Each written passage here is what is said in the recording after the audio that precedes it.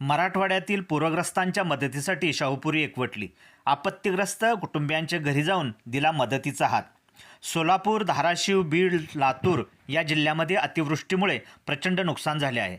धाराशिव जिल्ह्यातील हिंगणगाव तालुका परांडा आपत्तीग्रस्तांच्या मदतीसाठी शाहूपुरी येथील भारत भोसले आणि सहकाऱ्यांनी केलेल्या आवाहनानुसार अल्पकाळात मदत गोळा झाली. ही मदत आपत्तीग्रस्त कुटुंबियांच्या घरी जाऊन सुपूर्द करण्यात आली.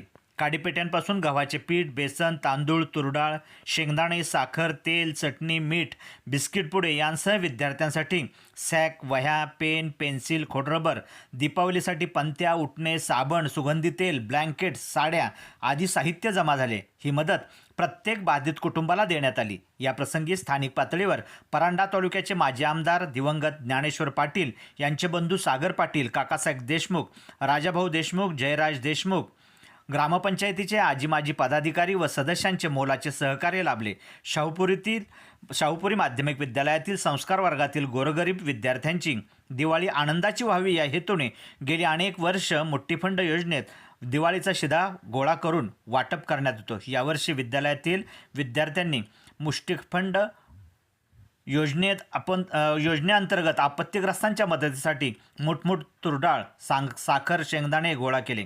समाजातून जवळपास 1,10,000 रुपये किमतीचे साहित्य गोळा झाले.